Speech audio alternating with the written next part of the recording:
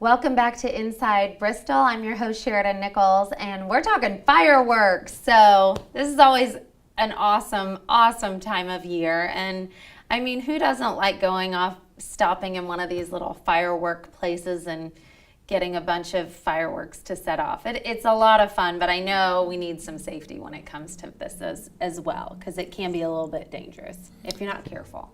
Yeah, it is one of the, actually it creates more hospital visits than a lot of other things that we do in life, and so it is, if you don't do the proper things, it is very dangerous, and it has created some fatalities from not doing the proper things. And we always suggest that on the 4th of July, leave those fireworks to the professionals, because there's enough of those fireworks in our area that you can visit locations here, Johnson City, Kingsport, and so forth, that you can have a professional firework and see it on the 4th of July. But for those that want to do that, we want to make sure that they know if their locality is legal for it to have fireworks, which the city of Bristol is obviously, you can't possess, shoot, or distribute those fireworks inside the city limits. So we need to make our residents aware of that.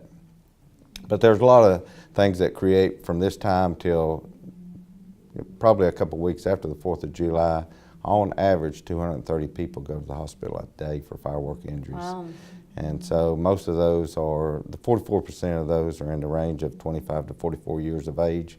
But what's alarming is our young people's stats is 0 to 4 years old. 9% of those have to go to the hospital for firework injuries. So that is alarming when we're looking at that young of an age. And I think a lot of that may be the factor that, you know, we get those sparklers for those children, and they can be at temperatures of 2,000 degrees. Even when they're cooling down, you're still in the 1,000, 1,200 range, so they cool down. So a lot of kids touch those things because they, you know, are just fascinated by that, and that's one of the things where we have most of our injuries. About 44% of those are fingers and hands, with 9%, 19% around the facial areas, and 19% eye injuries. And a lot of that is because we do the wrong things. We don't protect ourselves when we set the fireworks off. We need to make sure we got a sturdy enough area to place those in, make sure that we have ample water, either buckets so we can douse fireworks that maybe malfunction or don't go off, or before we pick all our fireworks up, we need to make sure that we wet them all down so that we don't have an incident when we're picking them up and maybe one didn't go off, and then we have it in our hand or something or near our face and it explodes. So we need to make sure of that. We need to make sure that we don't carry them around in our pockets, because 20% of those injuries come from firecrackers, and most of the time, most people put those in their pockets and carry them from one location to another. So incidents can happen such as that. Make sure that you know, we have a safe zone. Usually about 5 or 6 feet is a good thing to keep kids, pets, and all that away from those areas.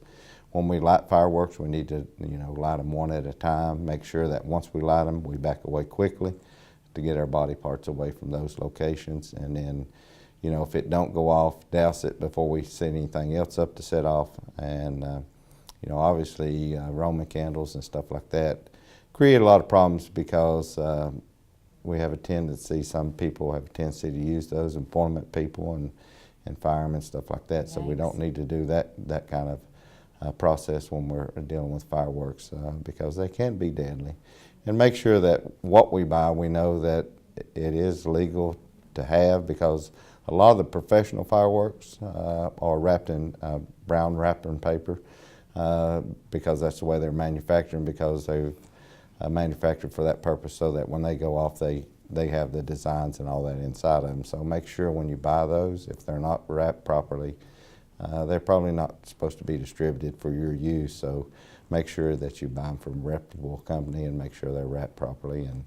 And then just, you know, make sure that we dispose of those properly, and always explain everything to everybody, what you're doing, what we're shooting, so that they'll know. And you know, each one of those, even though they're distributed for consumer use, you'll know how far they project, and all that. So you want to make sure they're sturdy, because if they fall over, then you may be in the unsafe zone, depending on how they shoot.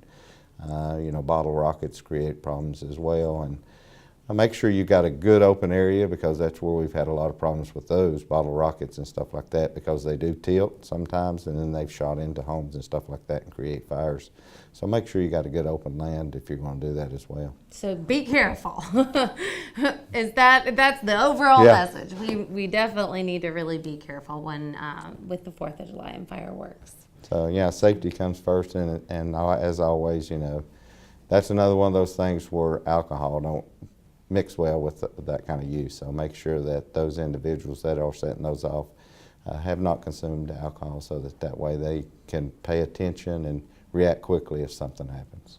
All righty. Thank you, Jack, so much for being on today. Stay with us. We'll be back in just a moment.